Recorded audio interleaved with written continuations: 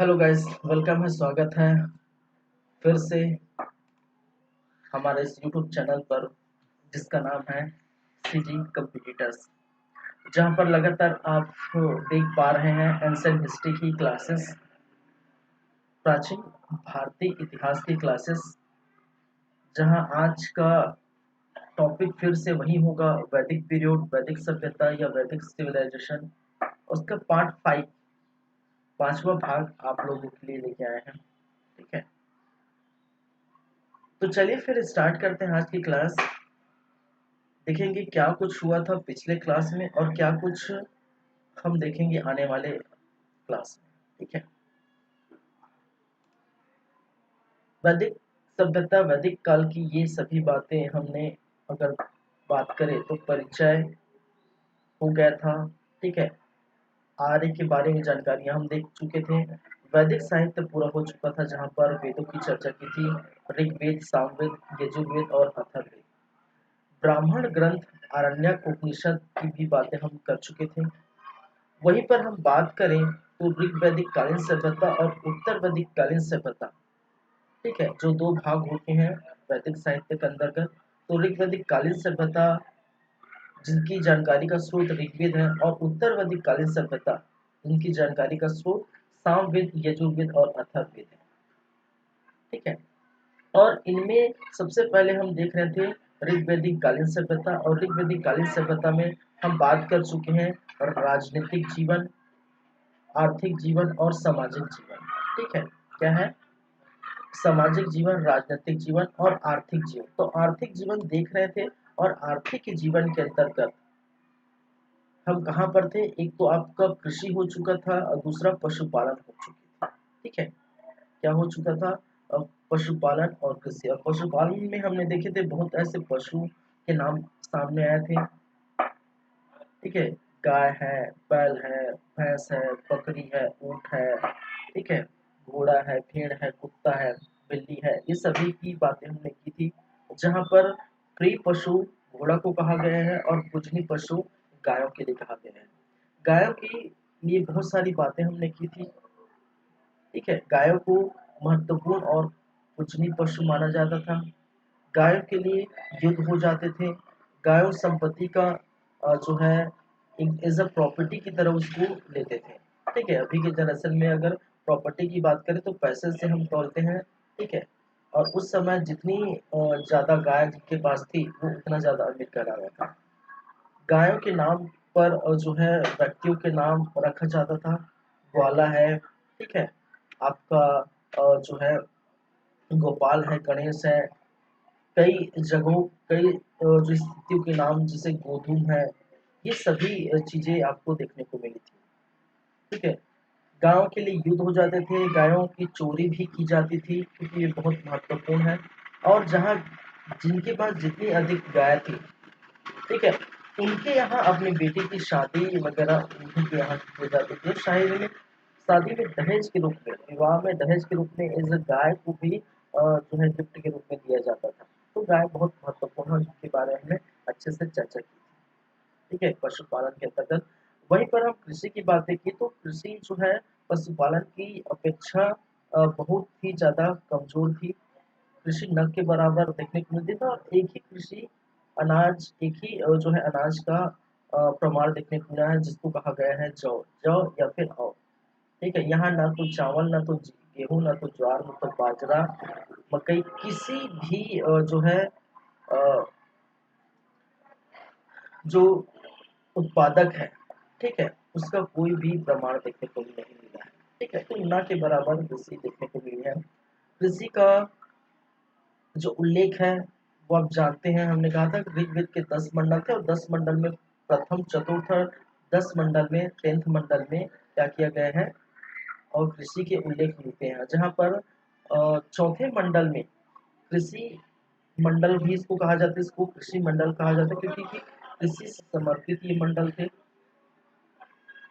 यहीं पर ये भी कहा गया है कि इसमें जो है ऋग्वेद के, ठीक है, 1028 सूक्त है, उसमें से 97 सूक्त में कृषि का उल्लेख किया गया है। और कृषि का सबसे प्रथम आविष्कारक या प्रथम जिन्होंने हल चलाया है उनका नाम सामने आया है, जिसको कहा गया है पृथ्वी। ठीक है, कृषि की कुछ संबंधित बातें हमने कही थी, ठीक है, जैसे कि हल किसको कहा जाता है, किसान किसको कहा जाता है, ठीक है, साथ ही साथ जो खाद किसको कहा जाता है, ये सभी बातें हमने की थी। तो पशुपालन और कृषि पिछले क्लास में हम देख चुके थे। आगे बढ़ते हैं, आगे बात करते हैं व्यापार की, ठीक है, व्यापार शिल्प, और उसके बाद हम चलेंगे मुद्रा अवस्था या फिर विनिमय, ठीक है। चलिए, तो इतनी बातें पिछले क्लास में हो चुकी है, आज की क्लास में आगे की बात करेंगे। चलिए, तो व्यापार एवं शिल्प, व्यापार उद्योग एवं शिल्प।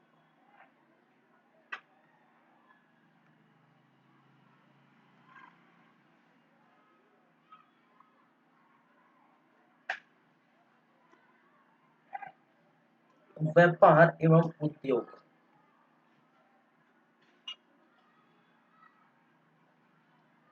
भाई किस किस का जो है व्यापार देखने को मिला है, ठीक है। यहाँ पर व्यापार देख कहने का मतलब यहाँ पर वस्त्र की जो है देखने को मिला, वस्त्रों का क्या देखने को मिला है, व्यापार, ठीक है। देखिए, वस्त्रों का तो व्यापार देखने को मिला है, लेकिन याद रखिए यहाँ पर कपास का कोई प्रमाण नहीं, कपास का कोई भी प्रमाण नहीं है, कोई भी प्रमाण नहीं मिलता कि या फिर कोई उल्लेख नहीं है। ऋग्वेद में कपास का कोई उल्लेख नहीं है, ठीक है। यहाँ पर वस्त्रों की भी अगर बात करें, यहाँ ऊन का उल्लेख है, किसका उल्लेख है, क्योंकि देखिए पशुपालन में भेड़ का यूज किया जाता है और भेड़ से हमें ऊन प्राप्त होती है, ठीक है। तो ऊन का उल्लेख मिलता है ऋग्वेद में। कपास का उल्लेख आपको कहाँ देखने को मिला था भाई, बताइए। कपास का उल्लेख कहाँ देखने को मिला था, कपास का उल्लेख आपको कहाँ देखने को मिलेगा, हड़प्पा कालीन सभ्यता में, ठीक है। सिंधु घाटी सभ्यता, ये हड़प्पा सभ्यता में आपको क्या देखने को मिलेगा, कपास का उल्लेख, जहाँ पर एक विशेष प्रकार के पौधों को सुमेरियन सभ्यता के लोग सिंडोन कहते थे, ठीक है, सिंडोन नाम से जानते हैं इस कपास को। लेकिन यहाँ पर ऋग्वैदिक कालीन सभ्यता में कपास का कोई उल्लेख नहीं है। यहाँ के लोग उनको ऊना के नाम से भी जानते हैं, ठीक है, उनको क्या बोलते थे, ऊना बोलते थे, ठीक है। उनको किस नाम से जानते हैं, हम ऊन बोलते हैं। ऋग्वैदिक कालीन सभ्यता के लोग उनको ऊना के नाम से जानते हैं। साथ ही साथ जो है करधा उद्योग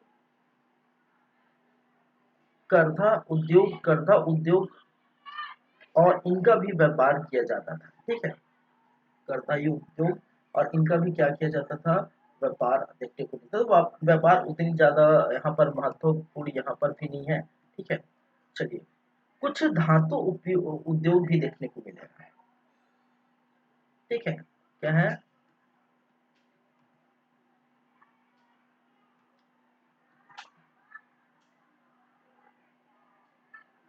धातु उद्योग, कुछ धातु उद्योग भी देखने को मिला है, जैसे कि तांबा, ठीक है, जिसको अयश बोला जाता है, क्या बोला जाता है, अयश, सोना, जिसे जो है हिरण्य बोला जाता है, चांदी, चांदी को चांदी ही बोलते थे, कांसा, कांसा, और कांसा को तेकु भी के नाम से जाना जाता है, ठीक है। लोहा, लोहा को किस नाम से जानते हैं, हमें बताइए, लोहा को किस नाम से जानते थे, ठीक है? याद रखिए, लोहे से ये अपरिचित थे, किससे अपरिचित थे, लोहे से अपरिचित थे, लोहे के बारे में नहीं जानते थे। ये लोहा की बात हम करेंगे, कहाँ पर करेंगे, ये उत्तर वैदिक कालीन सभ्यता, ठीक है, उत्तर वैदिक कालीन सभ्यता में लोहे का आविष्कार हुआ था, लोहे की खोज की गई थी। ठीक है, तो यहाँ पर लोहे की हम बात करेंगे। उत्तर वैदिक कालीन सभ्यता में, ऋग वैदिक कालीन सभ्यता में लोग थे, यहाँ के जो लोग थे वो लोहे से अपरिचित थे, लोहे के बारे में नहीं जानते। ठीक है, तो तांबा, सोना, चांदी, कांसा, लोहा, ऐसे जो है इसको हम ये भी बोल सकते हैं। उद्योग, व्यापार और शिल्प एक ही साथ देख लेते हैं। ठीक है, क्योंकि ज्यादा कुछ है नहीं। उद्योग, व्यापार एवं शिल्प, क्योंकि इन्हीं से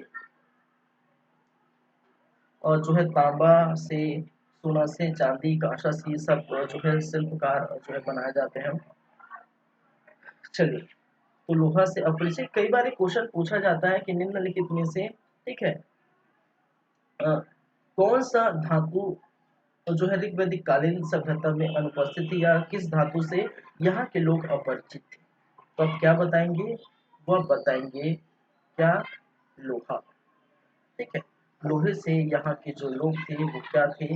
अपरिचित। क्लियर है बातें? ठीक है, तो ये पशु व्यापार, उद्योग और जो है शिल्प की बातें की। नेक्स्ट हम चले तो मुद्रा व्यवस्था। ठीक है, मुद्रा व्यवस्था या विनिमय का माध्यम क्या था?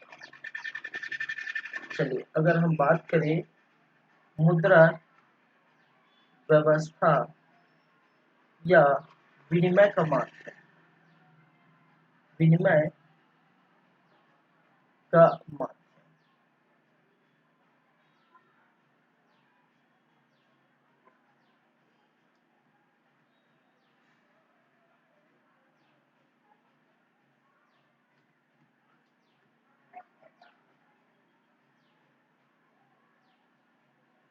चलिए इसके पहले हम देखे थे क्या? इसके पहले अगर हम बात करें तो क्या देखे थे? व्यापार देखे थे। इसके पहले क्या देखे थे? व्यापार। अब व्यापार करेंगे, जाहिर सी बात है, व्यापार कहने का मतलब लेन देन की बात है। ठीक है, लेन देन की बात है। क्या ले लिया जाएगा, क्या दिया जाएगा? ठीक है, अगर आप व्यापार करते हैं, मान के चले किसी सब्जी भाजी का, ठीक है, किसी वस्तु का, किसी भी चीज का आप व्यापार करते हैं। ठीक है, तो आप अगर अगर सब्जी का व्यापार करते हैं, मान के चलिए, तो आप अगर किसी चीज, किसी व्यक्ति को, किसी ग्राहक को क्या देंगे? किसी ग्राहक को क्या देंगे?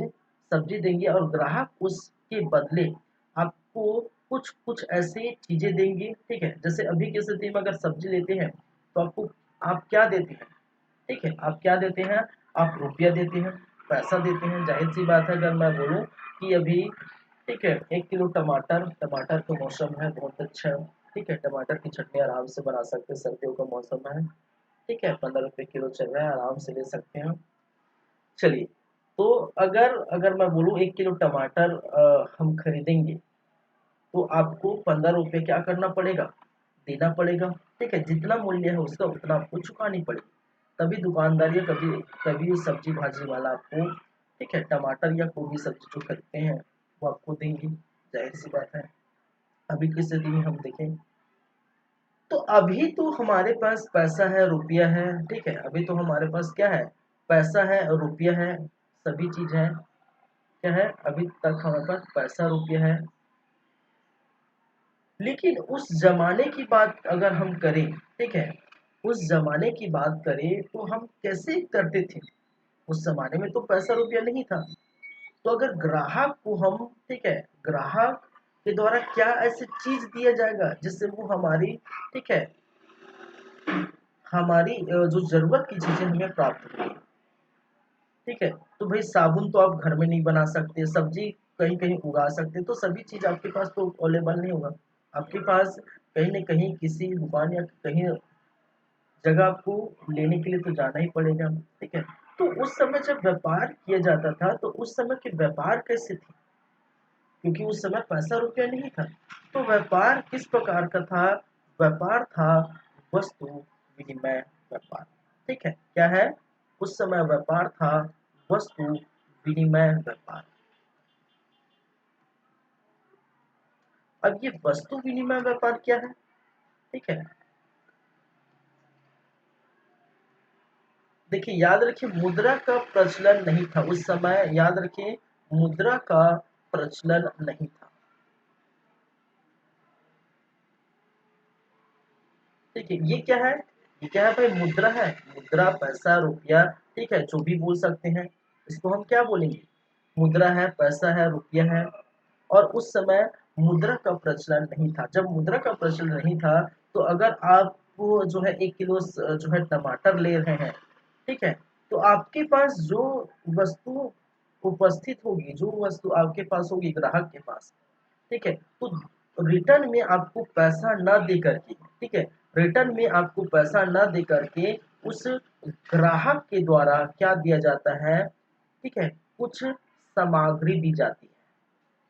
क्या दी जाती है, कुछ सामग्री दी जाती है। अगर आप कुछ सब्जी इनको देंगे, ठीक है, कुछ सब्जी ग्राहक को देंगे, तो ग्राहक पैसा और रुपया तो नहीं था उनके पास, उनके बदले क्या किया जाता है, कुछ दूसरी वस्तु, कुछ दूसरी सामग्री जो ऐसे जो है, ठीक है, इनके पास, ठीक है, सब्जी भाजी बेचने वाले के पास या किसी व्यापारी के पास, ठीक है, ये क्या है, कोई अगर कोई व्यापारी है, कोई व्यापारी के पास आप उनको क्या देंगे, वैसी वस्तु देंगे जो वो मांगता है, या आपके पास जो प्रेजेंट है वैसी वस्तु हम उनको दे देंगे। और यही क्या कहलाता है, यही कहलाता है वस्तु विनिमय व्यापार। ठीक है, वस्तु विनिमय व्यापार करने का मतलब है कि एक वस्तु लो, ठीक है, क्या है, एक वस्तु लो और दूसरी वस्तु को, और दूसरी वस्तु दो, और यही कहलाता है क्या, वस्तु विनिमय व्यापार। लेकिन इसका सबसे बड़ा अगर डिसएडवांटेज ये है, ठीक है, इस व्यापार में सबसे बड़ा डिसएडवांटेज ये है, क्या है कि एक पक्ष को क्या मिलता है, एक पक्ष को क्या मिलेगा, फायदा मिलेगा, और दूसरे पक्ष को घाटा मिलेगा। ठीक है, अगर मान के चलिए आपके पास एक बोरी जो है नमक मान के चलिए, ठीक है, आपके पास एग्जाम्पल में अगर आप समझे तो आपके पास क्या है, एक बोरी नमक है, ठीक है, आप दूसरे के पास जो है एक बोरी शक्कर है, ठीक है। अब नमक है तो सब्जी में तो नमक डलेगा, शक्कर है तो अगर मीठा पदार्थ बना रहे हैं, यदि आप चाय बना रहे हैं, कुछ भी सामग्री मीठे सामग्री में तो शक्कर की जरूरत पड़ेगी, तो दोनों को जो है जरूरत पड़ेगी। मैं नॉर्मल की बातें कर रहा हूँ। तो अगर आपके पास एक बोरी शक्कर है, ठीक है, एक बोरी शक्कर है, और उनके पास भी जो है एक बोरी क्या है, नमक है। अगर शक्कर वाले के पास शक्कर का भंडार है, नमक वाले के पास नमक का भंडार है, ठीक है। अगर एक एक बोरी ये, ठीक है, शक्कर वाले को देगा तो ये शक्कर वाला नमक वालों को एक बोरी देगा, ठीक है, ये इसको, ठीक है, ये इसको देगा तो ये यहाँ से लेगा, कहाँ से लेगा, शक्कर से। तो भाई जो प्रेजेंट है, जो जरूरत है वही लेंगे ना, हमारे पास शक्कर नहीं तो शक्कर लेंगे, नमक उनको देंगे। तो यहाँ पर एक पक्ष को फायदा हो जाता है, दूसरे पक्ष को घाटा हो जाता है। ठीक है, एक पक्ष को फायदा, फायदा किसको हुआ, फायदा नमक वालों को हुआ, क्योंकि उनको एक बोरी शक्कर मिल गया, क्योंकि शक्कर की जो है, ठीक है, कीमत, उनकी लागत वो बहुत जो है अधिक मात्रा में उत्पादन करेंगे, ठीक है, गन्ने को उत्पादन करेंगे, फिर उसके बाद उससे शक्कर बनाएंगे, ठीक है, गुड़ बनाएंगे, मीठा चीज बनाएंगे। नमक तो ऐसी जो है बन जाता है, समुद्र के पानी से नमक बना लेते हैं, फैक्ट्री में नमक बन गया है, ठीक है, इस प्रकार की। ये तो सिंपल में एक एग्जांपल है, और बहुत सारी चीजें हैं जहाँ पर लेन देन के समय एक पक्ष को फायदा मिलती है, ये जस्ट एग्जांपल है। तो एक पक्ष को, नमक वाले पक्ष को यहाँ पर फायदा मिला, शक्कर वाले पक्ष को घाटा मिला। तो ये यहाँ के डिसएडवांटेज है, यहाँ का ड्रॉबैक है, एक प्रकार को बोल सकते हैं। वस्तु जो है जो विनिमय का माध्यम जो था वो क्या था, वो वस्तु विनिमय था, ठीक है, वस्तु विनिमय है। यहाँ पर एक पक्ष को फायदा, दूसरे पक्ष को घाटा मिलता है। और इसी ड्रॉबैक को, ठीक है, इसी डिसएडवांटेज या इसी ड्रॉबैक को, ठीक है, क्या करने के लिए, इसी ड्रॉबैक को हटाने के लिए हम देखेंगे उत्तर वैदिक कालीन सभ्यता में जब हम पढ़ेंगे मुद्रा व्यवस्था या विनिमय का माध्यम, तो वहां पर अगर कोई वस्तु खरीदनी होगी खरीदनी होगी तो एक जो है चांदी या सोने का एक जो है क्या है, एक मुद्रा की तरह उसको क्या किया जाता है, यूज किया जाता है। ठीक है, चांदी या सोने का एक क्या है वस्तु बनाते हैं और उसको उसी वस्तु के मूल्य के हिसाब से उसको दिया जाएगा। जैसे मान के चलिए आप 10 रुपया लेके एक लक्स साबुन या कोई भी साबुन या कुछ भी सामग्री लेते हैं, तो एक चांदी का टुकड़ा होगा, वो 10 रुपए की काम की तरह करेगा और वो ही उतना ही मार्क वाला चांदी का टुकड़ा आप अगर साबुन लेंगे तो सभी दुकानदार ठीक है उतने ही रुपये में वो सभी चीजें आपको देंगे। इसका मतलब रुपये की तरह वो कार्य करेगा। ठीक है, एक वस्तु बनाई जाएगी चांदी का, ठीक है, सोने का, और इस प्रकार से वस्तु बनाई जाएगी। वस्तु बना के उसको हम क्या करते हैं, देते हैं। ठीक है, और उससे हमें सामग्री मिलती है। तो जो ड्रॉबैक ऋग वैदिक कालीन सभ्यता में ठीक है देखने को मिलता है व्यापार के संबंध में, विनिमय के संबंध में, तो वहां पर ये चीजें क्या हो जाती है, ठीक है, ये चीजें जो है सुधर जाती है। अब यहाँ पर क्या है, यहाँ पर अगर हम नमक लेंगे, शक्कर लेंगे, तो सभी लोग ठीक है सभी लोग क्या करेंगे, उतना ही वस्तु दे, उतना ही जो है चांदी या सोने का बना उतना ही वस्तु अगर शक्कर लेंगे, ठीक है, अगर एक बोरी शक्कर की कीमत अगर एक जो है वस्तु या मान के चलिए दो वस्तु देना है, दो चांदी के टुकड़े देकर हम एक शक्कर की बोरी उठाते हैं, तो ये सभी लोग में जो है क्या होगा, जारी होगा। ठीक है, कि सभी लोग दो जो है वस्तु या दो चांदी की वस्तु देकर एक बोरी शक्कर ले सकते हैं, जाहिर सी बात है। तो सभी लोग के लिए जो है क्या हो जाता है, ठीक है, तय हो जाती है। तो इससे क्या होगा, किसी को घाटा नहीं होगा, किसी को फायदा नहीं, क्योंकि सभी लोग उसी वस्तु के जरिए से चल रहा है। ठीक है, और जैसे भी पैसा की हम बात करें, तो 10 रुपए का कोई भी चीज आप लेंगे, ठीक है, चिप्स लेंगे, साबुन लेंगे, जो भी चीज 10 रुपए लेंगे, तो आप कहीं भी ठीक है 10 रुपए का प्राइस लिखा होगा, तो छत्तीसगढ़ भारत में ठीक है छत्तीसगढ़ या फिर भारत में कहीं भी स्थान पर जाएंगे, 10 रुपए का जो है साबुन, जो लक्स साबुन है या जो भी साबुन है 10 रुपए का, वो 10 रुपए का साबुन हर वो एक एक कोने में एक एक दुकान, चाहे वो छोटा हो व्यापार हो बड़ा व्यापार, कहीं का जो व्यापारी हो, ठीक है, वो आपको 10 रुपए का साबुन 10 रुपए में ही किसी भी जगह आपको मिलेगा, पूरे भारतवर्ष में मिलेगा। तो ये वैसे ही तय हुआ था यहाँ पर कि एक चांदी का टुकड़ा से आप उतना ही सामग्री, उतने मूल्य की जो सामग्री ठीक है आप ले सकते हैं। तो इससे क्या है, ठीक है, आपको पता है कि हमेशा इतने ही पैसे में इतनी वस्तु मिलती है, तो किसी को घाटा नहीं होगा। लेकिन यहाँ पर घाटा हो रहा था कि नमक के बदले अगर शक्कर ले रहे हैं, ठीक है, तो नमक वाले को फायदा हो रहा था, शक्कर वाले को घाटा हो रहा था। तो ये जो ड्रॉबैक है वहां उत्तर वैदिकालीन सभ्यता में सुधर जाती है। मेरी बात समझ रहे हैं आप लोग?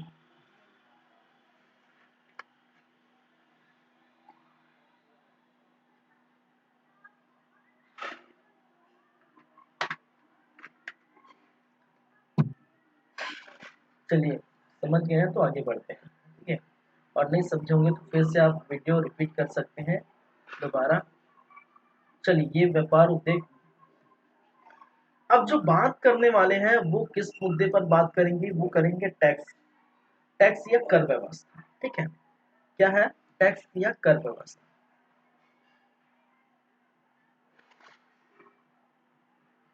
कर या टैक्स व्यवस्था।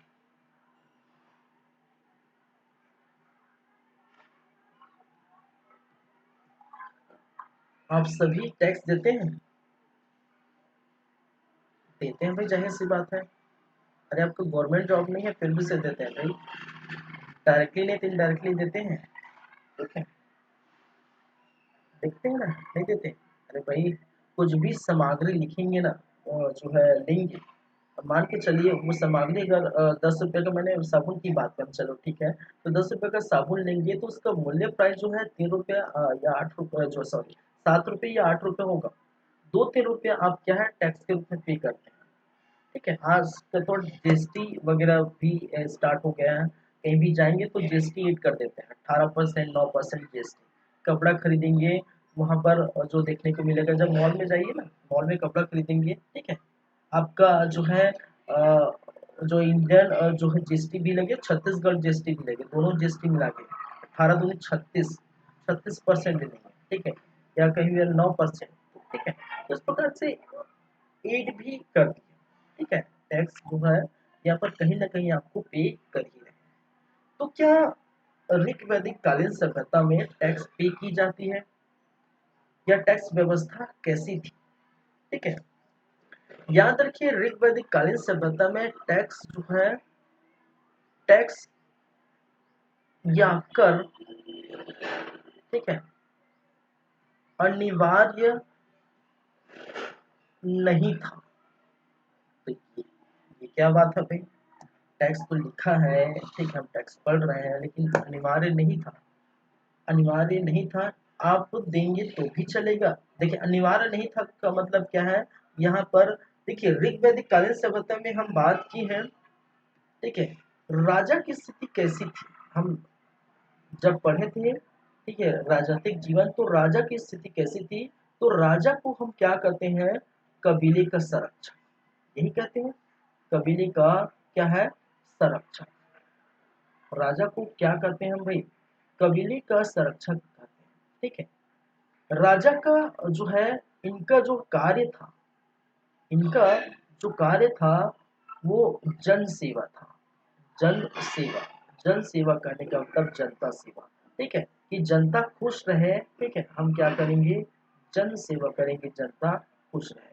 यही कार्य था कहाँ पर, राजा का। ऋग वैदिक कालीन सभ्यता हम पढ़े तो राजा का यही कार्य था, कबीले का संरक्षक कराता था। राजा का कार्य था जन सेवा करना, लोगों की सेवा करना, ठीक है, जनताओं की सेवा करना, या कबीले का सेवा करना, ठीक है, क्या है, एक ही बोल सकते हैं, कबीले का सेवा। कबीले का सेवा, जन सेना, मतलब कहने का मतलब एक ही है, क्योंकि कबीले में तो जनता ही लोग रहते हैं, ठीक है। तो टैक्स और कर क्या यहाँ पर राजा द्वारा ली जाती है, अनिवार्य रूप से नहीं था।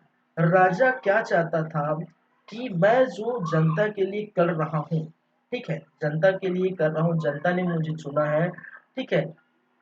तीन संस्थाएं हुआ करती थी, सभा, समिति और विदस्ता। और समिति नामक जो संस्था है, जहाँ पर कबीले के जो लोग बैठते थे, ठीक है, जहाँ पर वयस्क लोगों का संस्था था, उन्हीं के द्वारा मैं चुना गया हूँ। तो मेरी रिस्पॉन्सिबिलिटी बनती है कि मैं जनता की सेवा करूँ, ठीक है। अगर जनता को मेरी चीजें पसंद आती है, ठीक है, जनता को मेरी चीजें पसंद आती है, तो जन सेवा के बदले, ठीक है, क्या है, जन सेवा के बदले, और जन सेवा के बदले कोई सामग्री मुझे अगर दे दे, ठीक है, जन सेवा के बदले अगर मैंने अच्छा कार्य किया है, मान के चलिए, ठीक है, मैंने अच्छा कार्य किया, लोगों को लगा कि मैं अच्छा कार्य मेरे द्वारा किया गया है, तो जन सेवा के बदले मुझे अगर, ठीक है, सामग्री दे दे, तो उसको मैं क्या बोल सकता हूँ, उसको मैं, ठीक है, बोल सकता हूँ कि मुझे क्या प्राप्त हुआ है, टैक्स प्राप्त हुआ है, मुझे कर प्राप्त हुआ है। समझ रहे हैं। तो टैक्स या कर अनिवार्य नहीं है, जनता को लगता है कि वो पे कर रहे हैं, तो कोई भी सामग्री, आपके यहाँ अमरूद का बाग है, तो अमरूद के बाग है, एक टोकरी अमरूद जो है लेके जा दीजिए, दे दीजिए, राजा को खुश हो जाएगा कि भाई हमने, आपने जनता की सेवा की, ले जाइए। अगर आपके पास, ठीक है, किसी भी, अगर मान के चल आपके पास अगर चावल की फैक्ट्री है, या चावल की फैक्ट्री बोलता हूँ, शक्कर की फैक्ट्री है, चावल का उत्पादन बहुत ज्यादा हो रहा है, या कुछ भी सामग्री उत्पादन बहुत ज्यादा हो रहा है, तो आप लेके ही जाइए, जो भी सामग्री आपके घर रखी हुई है उसको राजा को सौंप दीजिए, ले जाइए। वो आपकी मर्जी है, आप देना चाहे तो भी चलेगा, नहीं देना चाहे तो भी चलेगा, ठीक है। तो जन सेवा के बदले अगर मैं राजा को सामग्री दूं, वो किसके रूप में गिने जाएगा, टैक्स के रूप में गिने जाएगा। और ये अनिवार्य नहीं था कि भाई साहब राजा मांग रहे हैं, हमारे घर जो है बहुत ज्यादा अमरूद हो रहे हैं, तो पूरे बगीचा भी दे दे, या फिर पूरा अमरूद दे देते, ठीक है, उसमें टैक्स देते, ऐसा नहीं है। आप स्वेच्छा से, टैक्स क्या था, अनिवार्य नहीं था, कहने का मतलब है टैक्स स्वैच्छिक था, ठीक है। टैक्स या कर क्या था, ठीक है, स्वैच्छिक थे, ठीक है, आपकी इच्छा, आपको लगता है कि देना तो दे, नहीं देना तो मत दे, ठीक है।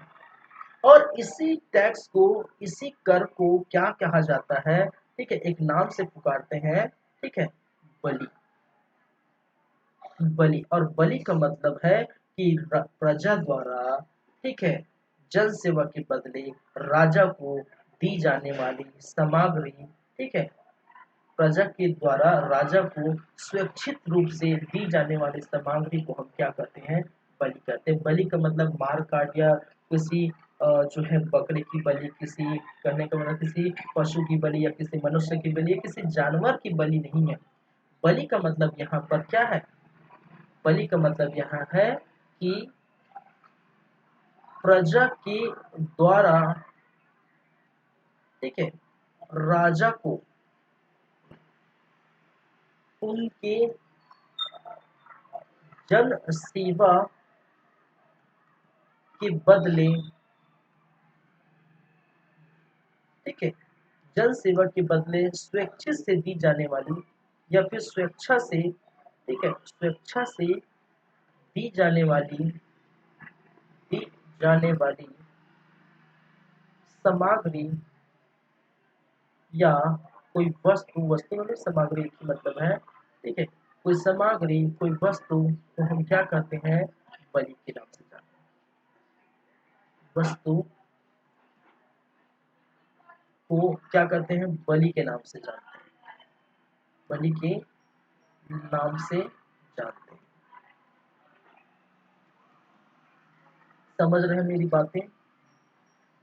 तो टैक्स पूरी तरह से अनिवार्य नहीं था, स्वैच्छिक थे, स्वेच्छा से आप देंगे तो राजा साहब मना नहीं करेंगे, लेंगे, ठीक है, नहीं देना चाहते तो मत, आपके पास नहीं तो ना, नहीं दे सकते, ठीक है। तो प्राय दिया जाता था कि जनता की सेवा के लिए है तो हमारे लिए भी काम है, इस प्रकार से जो है पर, यहाँ पर टैक्स अनिवार्य नहीं था। उत्तरवर्ती कालीन सभ्यता हम चलेंगे तो वहां पर देखेंगे जब टैक्स कर व्यवस्था, तो वहां पर राजा एक महत्वाकांक्षी हो जाते हैं, ठीक है, उनको जनता सेवा से कोई मतलब नहीं रहता, ठीक है, उनको राज्य के विस्तार में अपना ध्यान कहाँ पर केंद्रित करते हैं, राज्य के विस्तार पर केंद्रित करते हैं, ठीक है, सभी जो है वहां के राजा जो है राज्य के विस्तार की तरफ देखते हैं।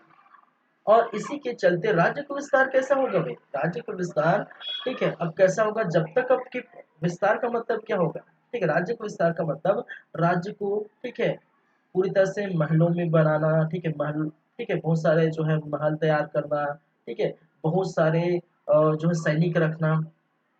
जब ये कब होगा, जब आपके पास पैसा होगा, तलवार चलेगी, तलवार रखना, ठीक है, मुकुट पहनना, ठीक है, वेशभूषा तैयार करना, ये सब कब होगा, जब आप क्या करेंगे, आपके पास पैसा होगा। और पैसा कहाँ से आएगा, एक तो उस समय कृषि का उत्पादन, जो कृषि के अंतर्गत जो वस्तु का उत्पादन, ठीक है, वो होने लगते हैं, वहां से पैसा आएगा। साथ ही साथ इसके साथ ही साथ टैक्स भी क्या कर दिए गए थे, अनिवार्य कर दिए थे कि भाई साहब आपको जब कृषि कार्य कर रहे हैं तो कृषि वाले कृषि टैक्स पटाएंगे, यातायात कर रहे हैं तो यातायात की जो है टैक्स है वो पटाएंगे। आप भी देते हैं यातायात टैक्स या फिर जो किसी भी का टैक्स, ठीक है, किसी सामग्री किसी चीजों का यूज कर रहे हैं, ठीक है, इस शासन के अंतर्गत, तो उसका भी टैक्स आपको पे करें। तो अलग अलग प्रकार के जो है टैक्स यहाँ पर लिए जाते हैं, ठीक है। तो टैक्स वहां पर अनिवार्य था, यहाँ पर अनिवार्य नहीं था, ठीक है। चलिए, मेरी बात समझ में आ रही है, क्लियर है बातें, आगे बढ़े, हो गया टैक्स की बातें, हो गया कर की बातें। चलिए, तो बलि है, बलि एक शब्द है और इस शब्द का मतलब है कि प्रजा के द्वारा राजा को उनकी जन सेवा के बदले अगर हम स्वेच्छा से उनको कुछ सामग्री भेंट करते हैं, ठीक है, तो उसको हम क्या करते हैं, उसको हम कहेंगे बलि। चलिए, तो व्यापार हो गया, शिल्प हो गया, मुद्रा हो गया, कर टैक्स, ये सभी हो गए। इसका मतलब क्या है, इसका मतलब हम क्या क्या देख लिए हैं, ठीक है, इसका मतलब आपके पास जो है सामाजिक जीवन हो चुका है, आर्थिक जीवन अभी देखिए, राजनीतिक जीवन भी पिछले क्लास में हमने देख लिया, ठीक है, क्या है, राजनीतिक जीवन भी देखे। अब जो बच गया है वो धार्मिक जीवन है, और हम किसकी बातें कर रहे हैं, अभी फिलहाल ऋग वैदिक कालीन सभ्यता में चार जो है चीजों की बातें कर रहे हैं, चार जो है पॉइंट की बातें कर रहे हैं, ठीक है। तो धार्मिक जीवन हम अब देखने वाले हैं, चलिए, 2 मिनट।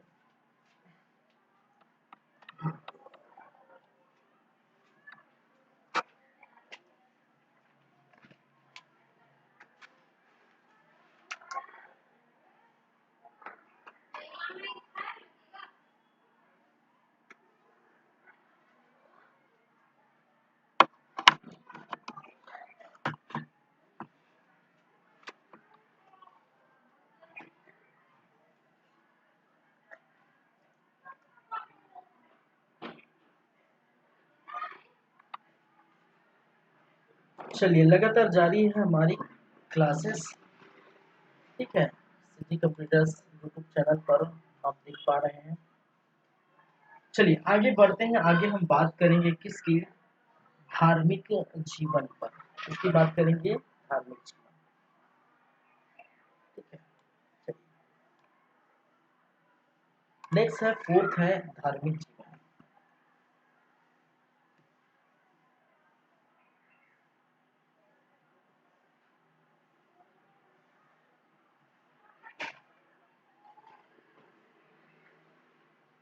चलिए क्या है धार्मिक जीवन, और धार्मिक जीवन से क्या समझते हैं भाई, ठीक है। अगर आपसे ये पूछा जाए कि धार्मिक जीवन से क्या समझते हैं, तो धार्मिक जीवन का मतलब ये है कि वो,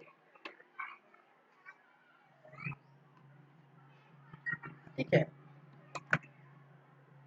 कि आप किस भगवान की पूजा करते हैं, ठीक है, किस देवता की पूजा करते हैं, किस गॉड को मानते हैं, ठीक है, किस भगवान की पूजा करते हैं, किस देवता की पूजा करते हैं, किस गॉड को मानते हैं, आपकी श्रद्धा किस पर है, ठीक है, किसको मानते हैं कि मैं इनकी जो है सेवा करूंगी या करूंगा, या इनका पूजा पाठ करूंगी या करूंगा तो मुझे सुख समृद्धि प्राप्त होगी, ठीक है, मुझे सफलता मिलेगी, ठीक है। तो ये क्या है, आप किसी देवी देवता के, ठीक है, के ऊपर पूरी तरह से समर्पित हो जाते हैं, उनकी पूजा पाठ करते हैं, उनकी अर्चना करते हैं, उनकी आराधना करते हैं, उनकी आरती करते हैं, ठीक है। पूजा अर्चना आरती श्रद्धा सभी लक्ष्यों के नाम, क्या बात है, ठीक है। तो ये जो है आप ऐसा करते हैं, तो वो क्या कहलाती है, आपकी धार्मिक जीवन को बताती है, आपकी धार्मिक जीवन की विशेषताओं को बताती है, आपकी धार्मिक जीवन की शैली को बताती है, ठीक है। चलिए तो देखिए ऋग वैदिक कालीन सभ्यता में वहां के जो रहते थे लोग, तो वो किस देवी देवता की पूजा करते थे, ठीक है, किस देवी देवता की पूजा करते हैं, तो उसको हम देखेंगे, ठीक है। याद रखिए धार्मिक जीवन उस समय बहुत ही सिंपल थी, बहुत ही सरल था, ठीक है। चलिए पहले देख ही लेते हैं, उसके बाद हम बात करेंगे, ठीक है। चलिए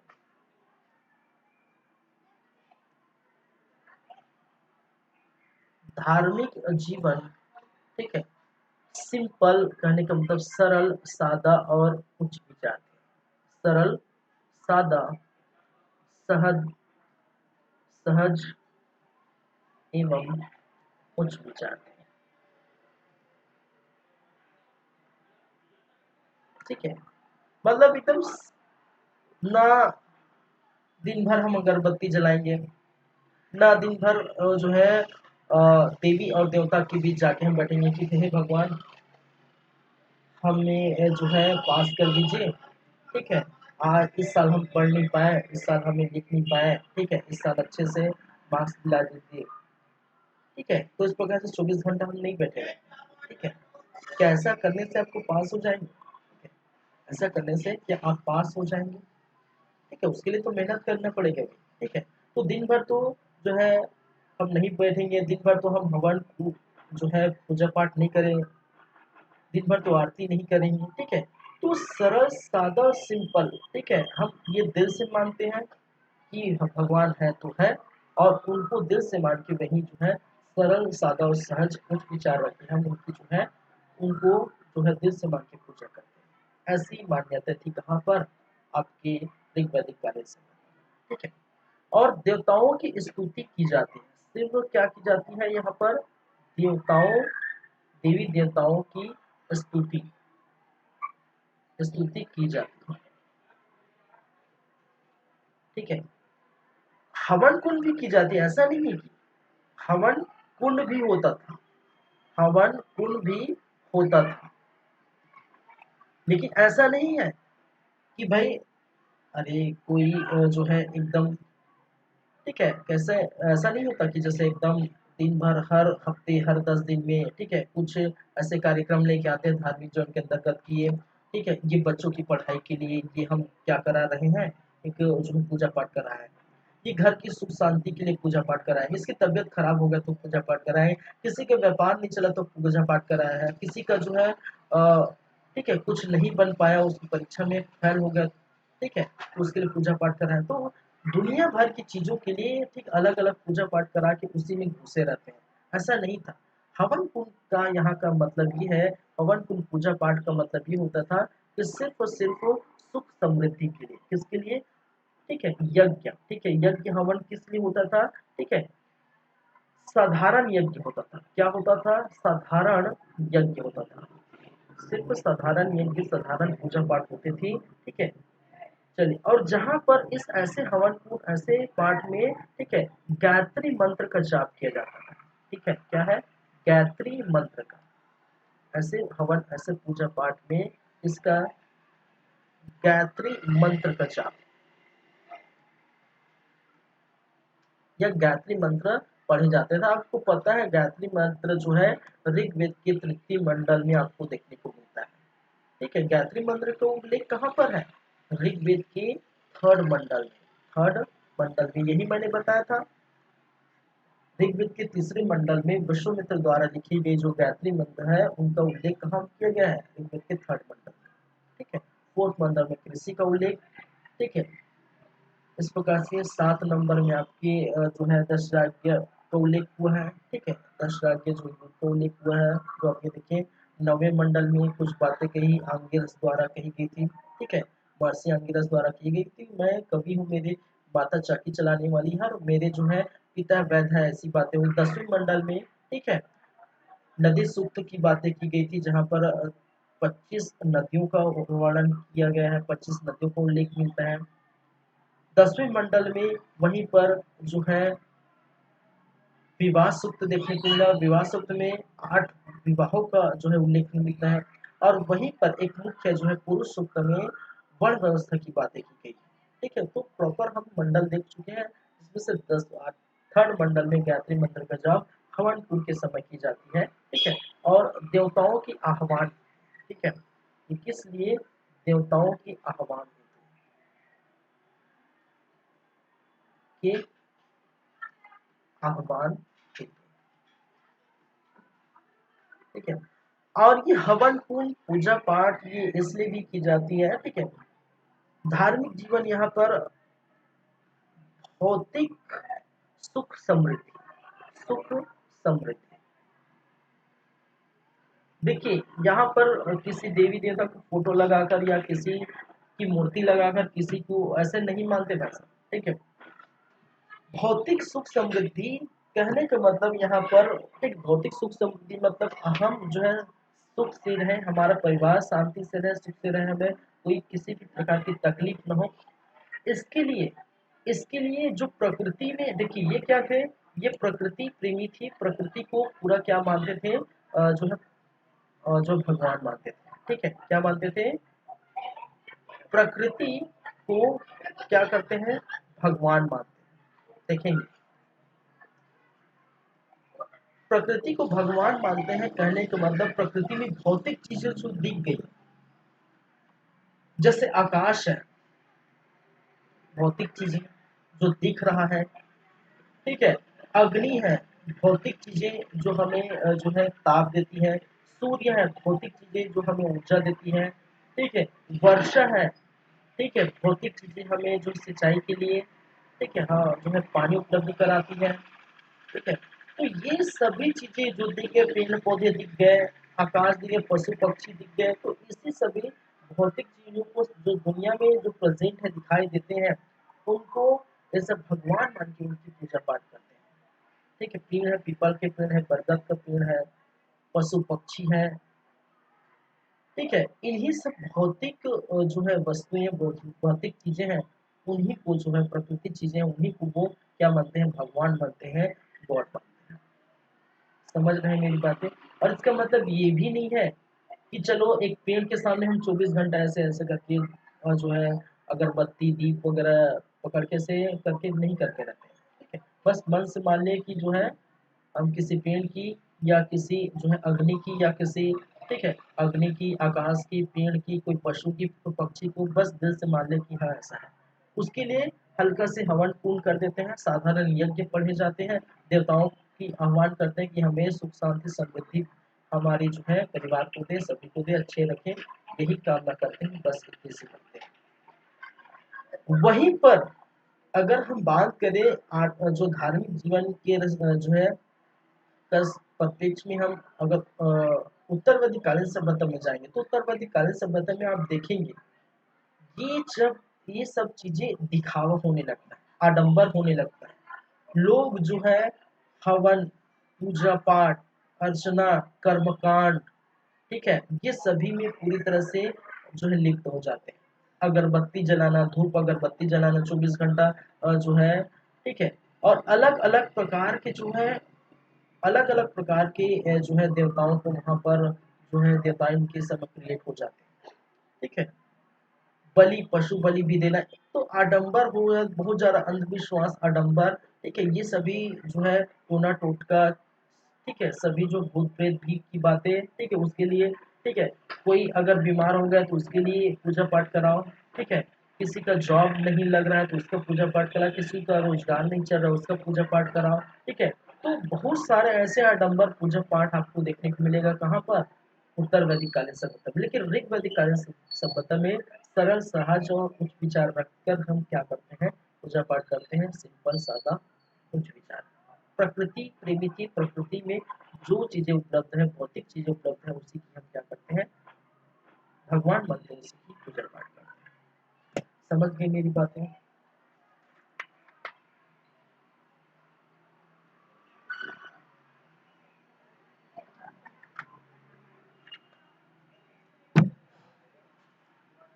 चलिए और कुछ इसके अंदर बाकी है, ठीक है, हमें जानकारी के स्रोत कहाँ से मिलते हैं, ठीक है भाई साहब, ये सब हम मैं बोल रहा हूँ तो मैं अपनी मर्जी तो नहीं बोल रहा हूँ कि ऐसा ऐसा जो है लोग करते हैं ऋग्वैदिक काल में, ठीक है,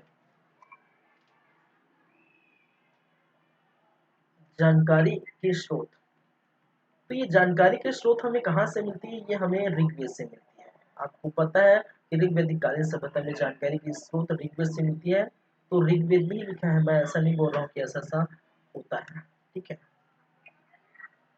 चलिए, पहली बात, विश्वास किसमें था, ठीक है, मैं इसको इस, एक,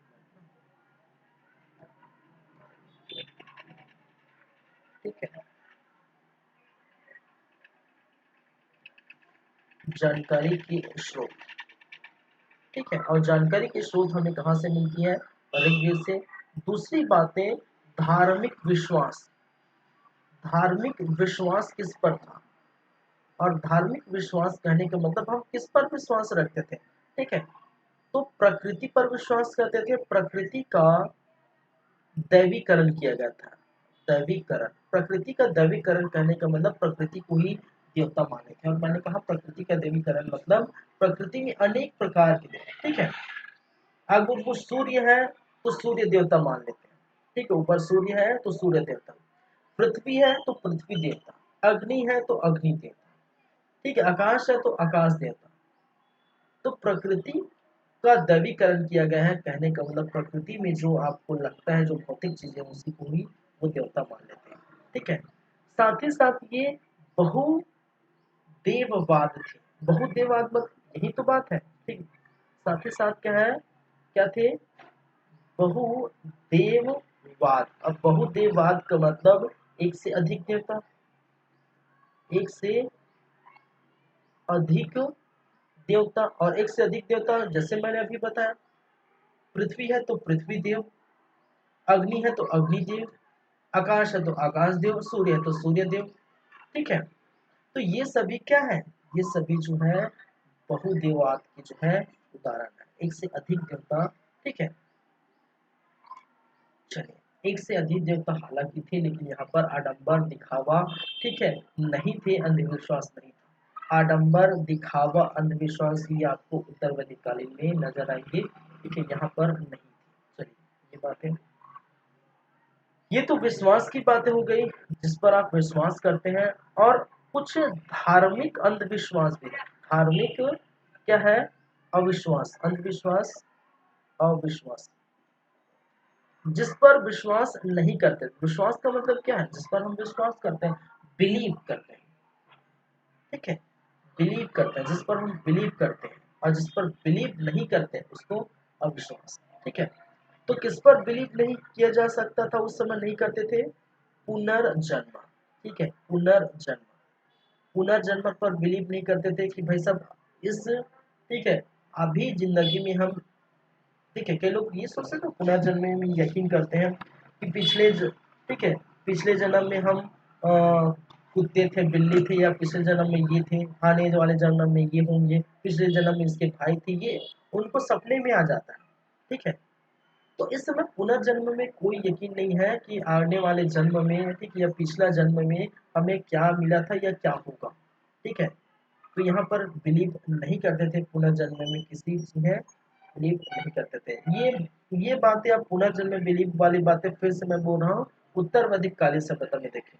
उत्तर वैदिक कालीन सभ्यता में पुनर्जन्म में, ठीक है, कहा गया है कि पुनर्जन्म, ठीक है, आपका होगा, ठीक है, आपके कर्म के हिसाब से पुनर्जन्म होगा, ठीक है, आप जैसा कर्म करेंगे, ठीक है, वैसे पुनर्जन्म होगा, आपको अच्छी, ठीक है, वगैरह वगैरह की बातें हम उत्तर वैदिक कालीन सभ्यता में, ठीक है। लोक परलोक की अवधारणा, लोक परलोक की अवधारणा ये भी नहीं, ठीक है, कि हम जो है मरने के बाद जो है बोलते हैं स्वर्ग नर्क में जाएंगे, ठीक है।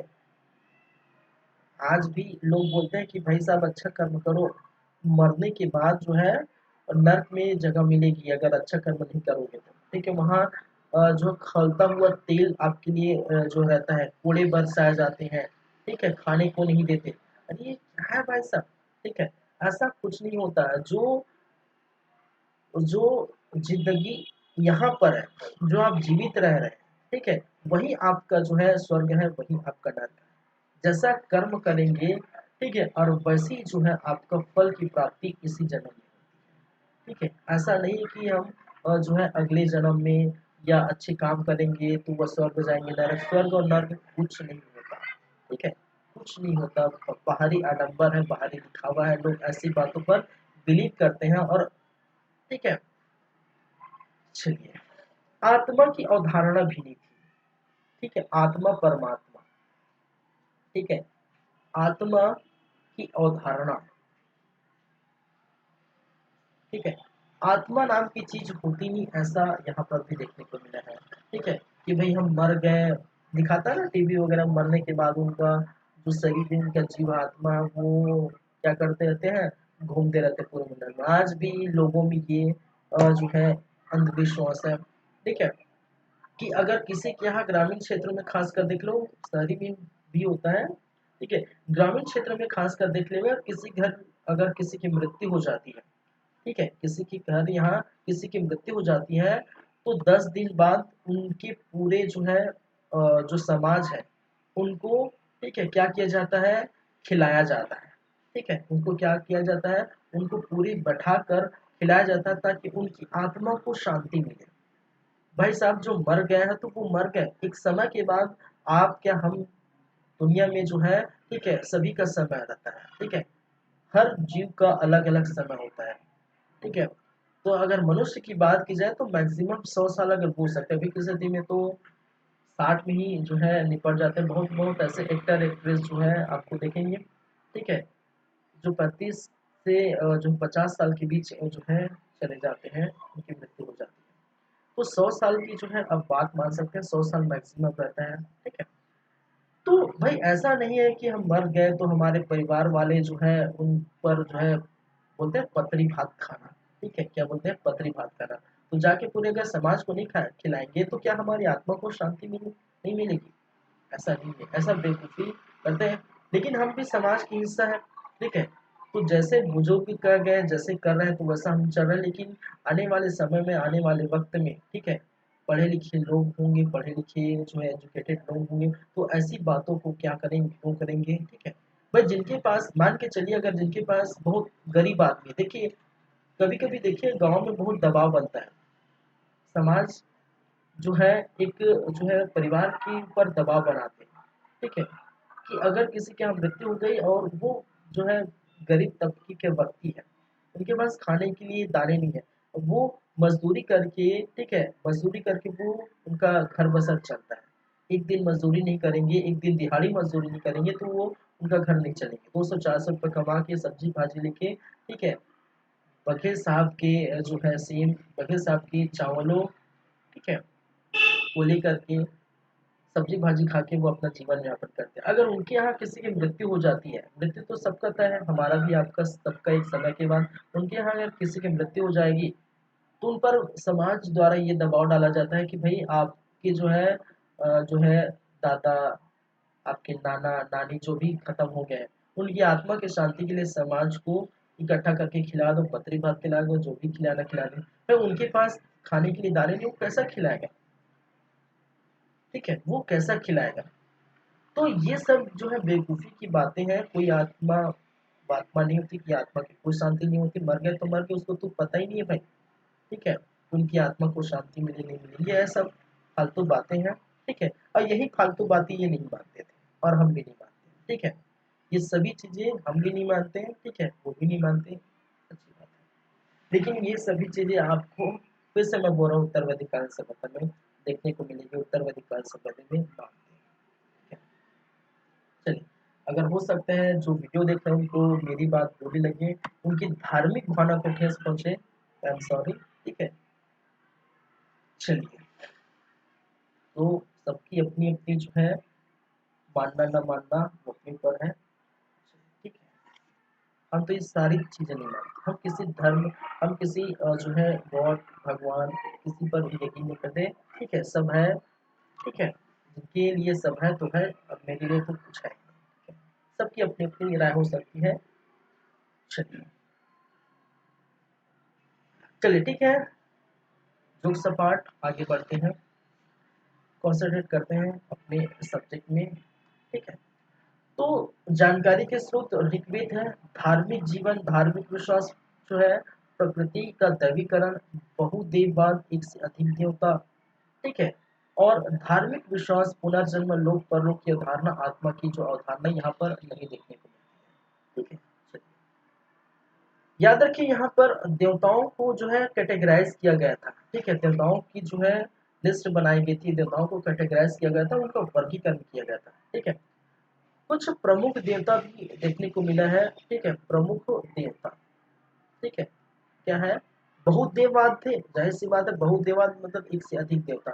तो प्रमुख देवता जो थे वो थे इंद्र, ठीक है, क्या थे, कई बार क्वेश्चन पूछा जाता है निम्नलिखित इसमें से कौन से ऋग्वैदिक कालीन सभ्यता के प्रमुख देवता है, नाम आपको जो है ये जो है क्या रखना पड़ेगा याद, ठीक है, इसको सीक्वेंस से याद रखना पड़ेगा, मैं इसको सीक्वेंस इस प्रकार से, प्रमुख देवता एक, इंद्र, इंद्र एक मतलब फर्स्ट हो गया, ठीक है, दूसरा जो है अग्नि हो गए, ये दूसरे नंबर में आप ठीक है, आप जो है दूसरे नंबर है तो दूसरे नंबर से ही याद करें, ठीक है, अग्नि, और तृतीय है, ठीक है, वरुण। तो ये क्या है, ऊपर से नीचे, ठीक है, क्या है, सबसे फर्स्ट इंद्र है, तो जो उनकी महत्व है बहुत ज्यादा है, पहले प्रमुख देवता, सबसे फर्स्ट प्रमुख देवता इंद्र है, द्वितीय नंबर पर जो प्रमुख देवता वो अग्नि है, तृतीय नंबर पर वरुण है, ठीक है। तो इसको लाइन से याद रखिए, ऐसा नहीं कि वरुण को हम पहले बोल दिए, 1 2 3 नंबर तो है तो कहीं भी एग्जिस्ट कर दें, ऐसा नहीं, इसको आप लाइन से याद करिए, इंद्र प्रमुख, पहला प्रमुख, द्वितीय अग्नि और तृतीय वरुण। चलिए,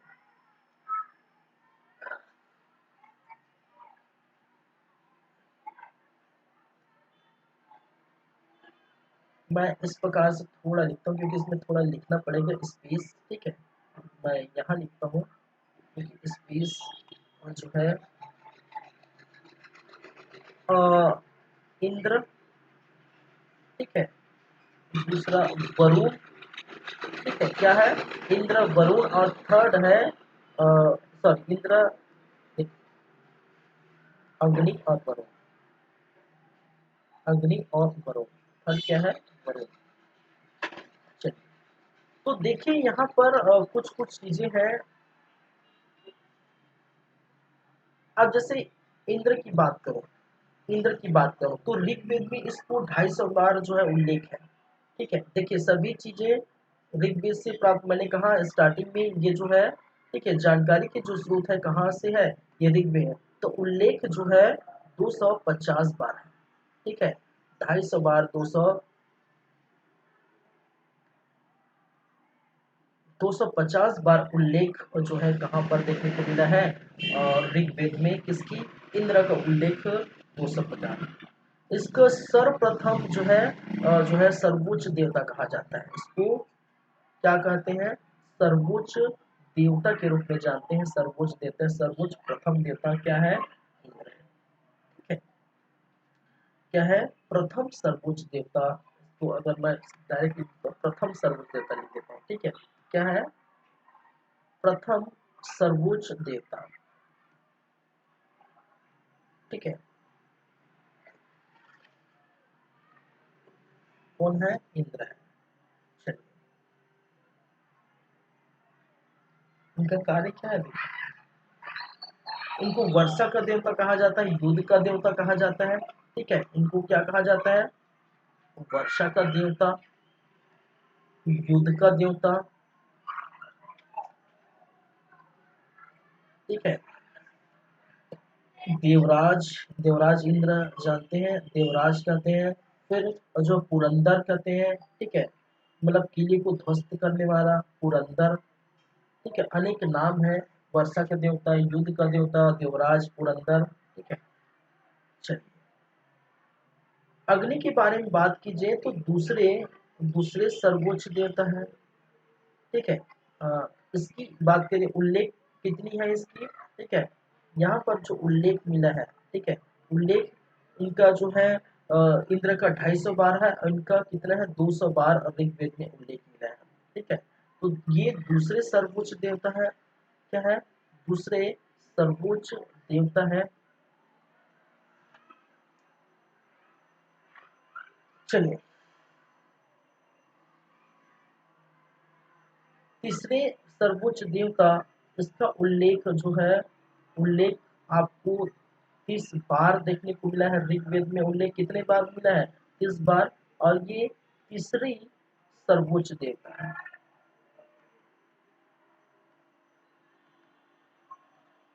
ठीक है, ये तेज वर्षा का देवता, इसको हम क्या कहते हैं, ठीक है, इसको तेज वर्षा का देवता कहा जाता है, वर्षा का देवता। ठीक है, तेज वर्षा का देवता किसको कहा जाता है, वरुण को। ठीक है, इनका उल्लेख 30 बार हुआ है। ठीक है, ये क्या है, प्रमुख देवता है। ठीक है, तो धार्मिक जो विश्वास के अंतर्गत हम इंद्र, अग्नि, वरुण और जो तीन देवताएं हैं, ठीक है, 250 बार इंद्र का, अग्नि का 200 बार, वरुण का 30 बार उल्लेख किया गया। इंद्र प्रथम सर्वोच्च देवता, अग्नि द्वितीय सर्वोच्च देवता, वरुण तृतीय सर्वोच्च देवता। ठीक है, वर्षा के देवता इंद्र, युद्ध का देवता इंद्र, देवराज के उपनाम भी है इंद्र, पुरंदर। ठीक है, किलों को ध्वस्त करने वाला, पुरंदर का मतलब होता है किला का ध्वस्त करने वाला देवता, अग्नि। ठीक है, वरुण, ये तीन देवता का नाम याद रखिए। झंझावत तेज वर्षा का देवता।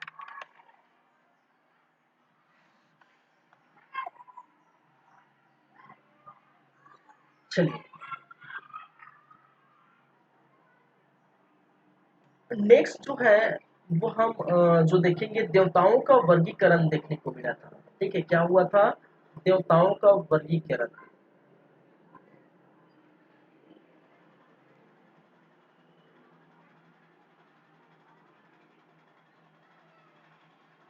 देवताओं का वर्गीकरण देखने को मिला था।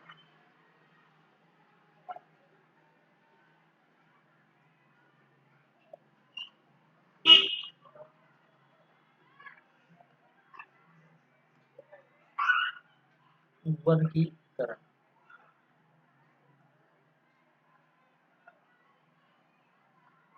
ठीक है, क्या है, देवताओं का वर्गीकरण देखने को मिला था। वर्गीकरण कहने का मतलब है कि अलग अलग कैटेगरीज में डिवाइड किया गया है। ठीक है, जिनमें से है, ठीक है, फर्स्ट देखने को, जिनमें से हम फर्स्ट अगर देखने को मिले तो आकाश के देवता। ठीक है, आकाश के देवता, ठीक है, क्या मानते हैं, आकाश के देवता। और आकाश के देवता में जो है कौन कौन से देवता थे, ठीक है, अग्नि को आकाश का देवता माना गया है, ठीक है, घ सूर्य, सविता, उषा,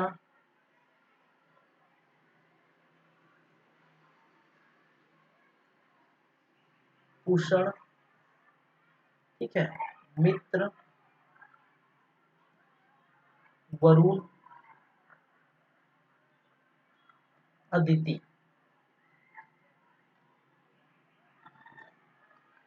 ठीक है, ये क्या है, ये आकाश में रहने वाले देवता आकाश के देवता है।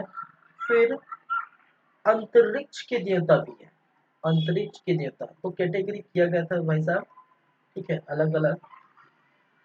अंतरिक्ष के देवता में जो है इंद्र आपको देखने को मिलेगा, ठीक है, पर्जन्य नाम के एक देवता है, मरुद, रुद्र। चलिए, वहीं पर अगर हम बात करें तो पृथ्वी की देवता भी देखने को मिलेगा,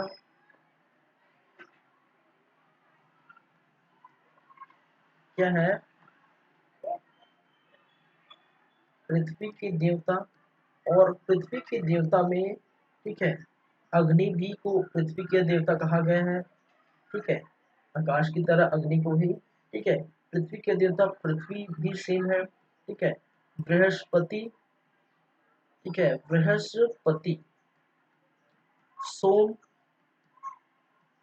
सरस्वती,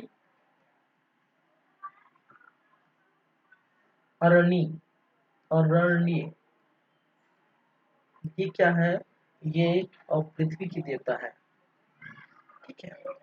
तो कैटेगरी है, डिवाइड किया गया है, इसको याद करें ना करें कोई मतलब नहीं है, ऐसा कोई क्वेश्चन पूछा नहीं जाता, ठीक है। क्वेश्चन आपको यहाँ से पूछे जाएंगे, ठीक है, जिस पेज है, किस पर विश्वास करते थे, किस पर अविश्वास था इनका, कौन कौन से प्रमुख देवता है, इस पर पूछे जाएंगे। और यहाँ से आएंगे धार्मिक जीवन से, धार्मिक जीवन से क्वेश्चन यहाँ से ही आते हैं, इन दोनों पेज से, ठीक है। इसका कोई मतलब नहीं, कैटेगरी के याद मत करिए, इसका पूछे, इसको आप है लिखा हुआ है तो बता दिया मैं। चलिए,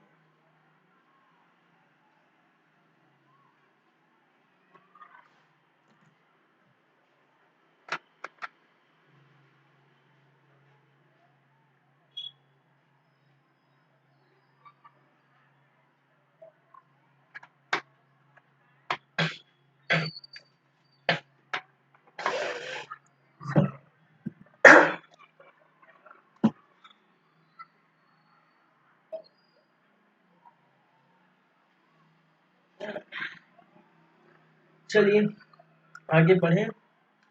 तो ऋग्वैदिक कालीन सभ्यता में ये पूरा जो है सामाजिक जीवन, आर्थिक जीवन, राजनीतिक जीवन और धार्मिक जीवन, अभी जस्ट देखें धार्मिक जीवन, ये चारों क्या हो जाते हैं, कंप्लीट हो जाते हैं, खत्म हो जाते हैं। अब जो चलने वाले, हम आगे बढ़ने वाले, वो है उत्तर वैदिक कालीन सभ्यता के अंतर्गत फिर से ये चारों की बात करें, ठीक है, उत्तर वैदिक कालीन सभ्यता के अंदर फिर से ये चारों की चर्चा करेंगे, चारों की बातें करेंगे, ठीक है। तो चलिए फिर स्टार्ट करते हैं।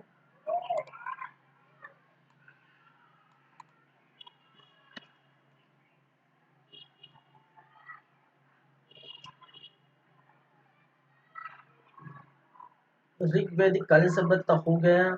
अब देखेंगे उत्तर वैदिक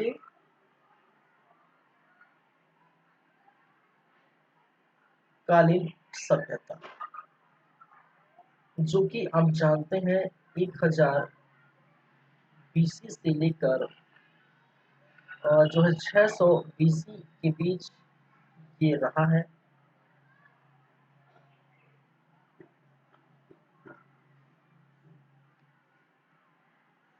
आप लोग कोई सोच रहे होंगे ना कि सर इतना टाइम क्यों लगेगा, क्योंकि मैंने कहा कि 40 से 50 वीडियो लग जाएंगे सभी में, जितने भी आप प्राचीन भारतीय इतिहास पढ़ेंगे, क्योंकि 5 वीडियो तो आपका खुद जो है सिंधु घाटी सभ्यता ले लिया, हड़प्पा सभ्यता, और इसका ये 5वां वीडियो है।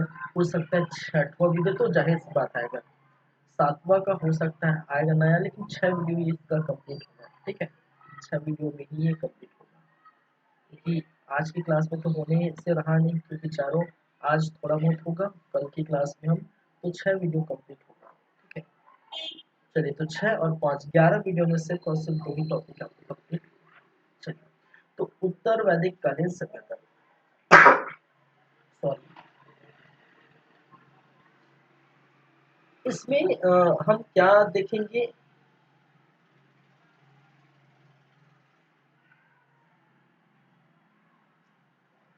एक तो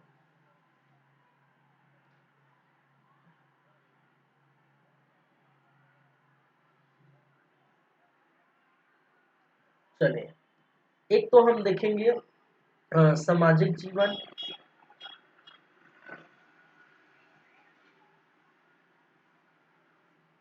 दूसरा चलेंगे राजनीतिक जीवन, राजनीतिक जीवन,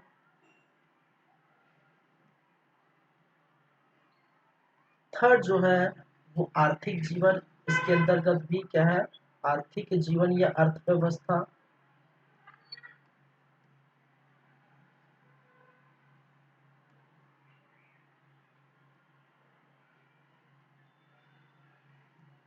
आर्थिक जीवन, और थर्ड जो है वो है, ये सॉरी, फोर्थ जो है वो रहेगा धार्मिक जीवन। क्या है, धार्मिक जीवन। ठीक है,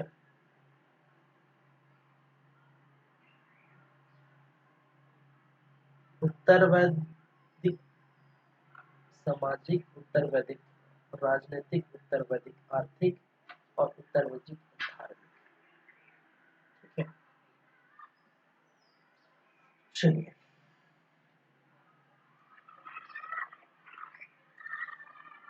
एक देख, इसमें अगर हम बात करें तो जानकारी के स्रोत, ठीक है, उत्तर वैदिक कालीन सभ्यता की जानकारी के और स्रोत जो है क्या क्या है। ठीक है, तो एक तो ये है आपका वेद। ठीक है, वेद, और वेद में आप जानते हैं क्या है, सामवेद। ठीक है, आपका जो है यजुर्वेद और अथर्ववेद, अथर्ववेद, वेदों की चर्चा मैं कर चुका हूँ। ये जानकारी के स्रोत, यहाँ से हमें जानकारी मिलती है। दूसरी जानकारी मिलती है ब्राह्मण ग्रंथ से। ठीक है, ब्राह्मण ग्रंथ, और ब्राह्मण ग्रंथ मैंने क्या कहा था, ब्राह्मण ग्रंथ वेदों का सरलतम रूप है। ठीक है, वेदों का क्या है, सरलतम रूप क्या था, ब्राह्मण ग्रंथ था, ये हम देखें तो ब्राह्मण ग्रंथ की से हमें भी जानकारी मिलती है।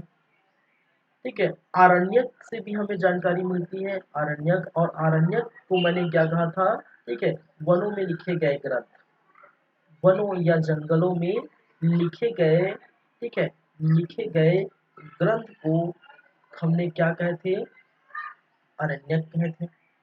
वहीं पर अगर हम चौथे नंबर की बात करें तो उपनिषद से हमें जानकारी मिलती है। ठीक है, उत्तर वैदिक कालीन सभ्यता में इसकी उपनिषद से जानकारी मिलती है, और उपनिषद कहने का मतलब है वेदों का अंतिम भाग, वेदांत, या इसको बोला जाता है वेदों का अंतिम भाग। ठीक है, वेदांत या वेदों का अंतिम भाग कहा जाता है। ठीक है, और गुरु के समीप बैठकर जो है ग्रंथ लिखना। ठीक है, गुरु के समीप बैठकर लिखी ग्रंथ क्या है, लिखी ग्रंथ को हम क्या करते हैं, उपनिषद कहते हैं, उसको वेदांत कहते हैं, और वेदों का अंतिम भाग भी इसको कहा जाता है। ये ठीक है, कुछ जो है आपके मृत भांड से भी जो है क्या मिलती है, जानकारी मिलती। मृत भांड कहने का मतलब है मिट्टी के बर्तन। क्या है, मिट्टी के बर्तन, और मिट्टी के बर्तन से भी क्या मिलती है, जानकारी मिलती है। ठीक है, यहाँ पर जो है आप जानते हैं, एक तो लाल, काले मृत भांड का जो यूज किया जाता है, एवं जो है चित्रित धूषण मृत भांड करते हैं। ठीक है, चित्रित धूसर मृत भांड का भी यूज किया जाता है। तो जो यहाँ के उत्तर वैदिक कालीन सभ्यता के जो गरीब तबके के लोग हैं, वो लाल काले मृत भांड, भांड मतलब जो है मिट्टी के बर्तन जिससे खाना खाते बनाते जो भी है उनका, तो मिट्टी के बर्तन का यूज वैसे गरीब तबके के लोग द्वारा की जाती है। ठीक है, और ऐसे मिट्टी के बर्तन जो और जो बड़े पुरोहित लोग करते हैं, पुरोहित वर्ग जो बड़े लोग करते हैं उसको हम चित्रित भूषण में इस्तेमाल करते हैं, और इनसे भी हमें उत्तर वैदिक कालीन सभ्यता की जानकारी मिलती है। ठीक है, तो जानकारी के स्रोत वेद है, ब्राह्मण ग्रंथ है, ठीक है, आरण्यक है, उपनिषद है, मृतभांड है। अगर आपसे पूछा जाए जानकारी के स्रोत क्या है, तो ये सभी है, इनसे हमें उत्तर वैदिक कालीन सभ्यता की जानकारी मिलती है। ठीक है, बातें क्लियर है? चलिए,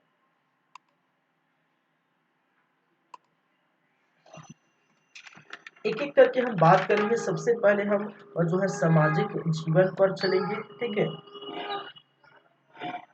सबसे पहले हम देखेंगे इसकी सामाजिक जीवन। फर्स्ट क्या है? सामाजिक जीवन।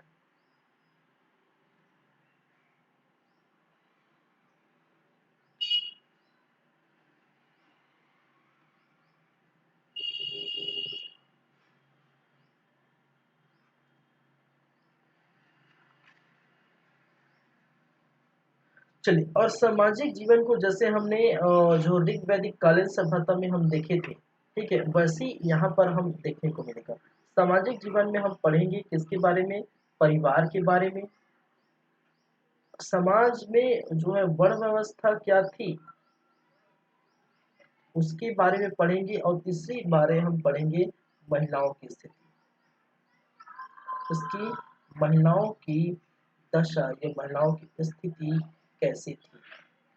ठीक है, ये जो है चीजें हम पढ़ेंगे, वर्ण व्यवस्था, महिलाओं की स्थिति।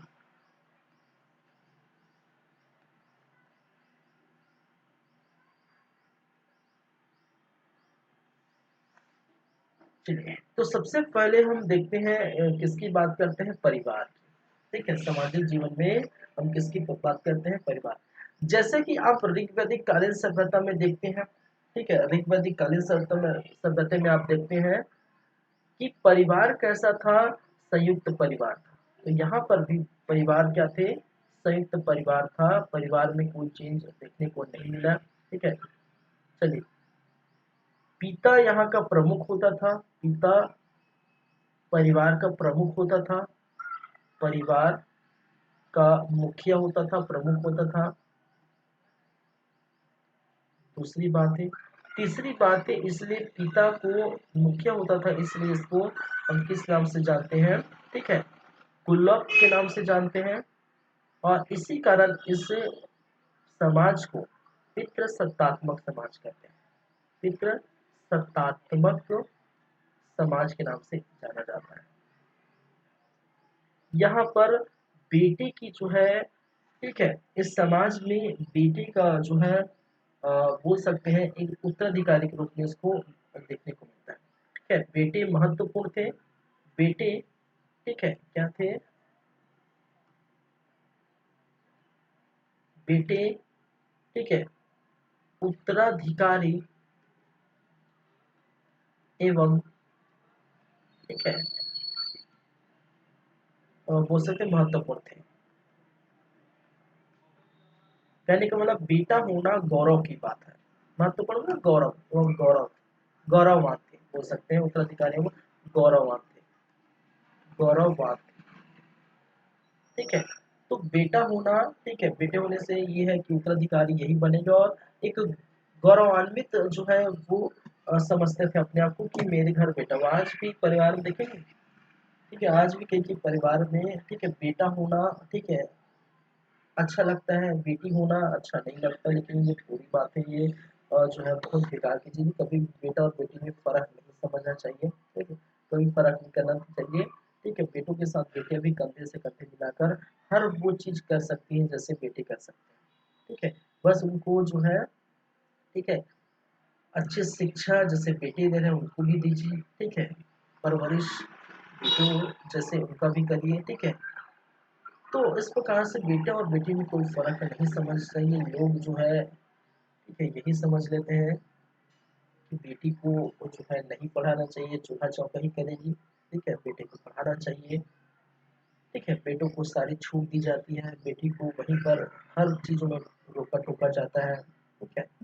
तो हमारी समाज की ये जो है गलत धारणा है, ठीक है। और धीरे धीरे मुझे लगता है कि ये आने वाले समय में ठीक होगी, क्योंकि जहाँ एजुकेशन की बात आती है, एजुकेशन जो है, ठीक है, ऐसी चीज़ों को जो है लात मार के फेंक देता है, ठीक है। शिक्षा एक ऐसा चीज है, ठीक है, जिससे लोग हर वो बुरी चीजों को त्याग सकते हैं, ठीक है। तो जहाँ एजुकेटेड लोग हैं, जहाँ जो पढ़े लिखे घर हैं, वहाँ पर ऐसी चीजें देखने को नहीं मिलती, ठीक है। चलिए, परिवार में स्थिति बहुत गंभीर थी यहाँ पर बेटियों की, ठीक है। हम देखेंगे महिलाओं की स्थिति में, बेटियों की स्थिति में लगातार गिरावट आने लगी थी। और जो बेटी को जो सम्मान, जो अधिकार ऋग्वैदिक सभ्यता के लोग देते थे, जिस समय देते थे, उस समय यहाँ पर उत्तर वैदिक सभ्यता में नहीं मिलता था। शिक्षा का अधिकार छीन ले गए थे, धार्मिक जो है स्थानों पर जाने का अधिकार छीन ले गए थे, सभा समिति में शिरकत करने का अधिकार छीन ले गए थे, मन मर्जी से शादी करने का अधिकार छीन ले गए थे, बाहर घूमने फिरने का अधिकार छीन ले गए थे, ठीक है। इस प्रकार से बहुत सारे अधिकार छीन ले गए थे और अपने अधिकार थोप दिए गए थे, ठीक है, कि भाई साहब लड़की बड़ी हो गई है, चूल्हा चौकी करेगी, जल्दी शादी कर दो, ठीक है। चलिए, तो इस प्रकार की चीजें देखने को मिलती है। चलिए, ठीक है, आगे बढ़े। तो संयुक्त परिवार था, पिता परिवार का मुखिया होता था, पिता, ठीक है, को कुलव कहा जाता था, प्रतिशतात्मक समाज था, बेटे को उत्तराधिकारी के रूप में समझते थे, बेटी को प्रॉपर उनका नहीं मानते थे, ठीक है। बेटी जो है दूसरे के घर जाएगी, चूल्हा चौकी करेगी, और गर्ववान महसूस करते थे अपने आप को जब बेटी पैदा होते थे, ठीक है। तो परिवार परिवार की स्थिति थी। चलिए, हम देखेंगे आगे वर्ण व्यवस्था की बात करेंगे, किसकी, वर्ण व्यवस्था की, किसकी बात करेंगे, वर्ण व्यवस्था।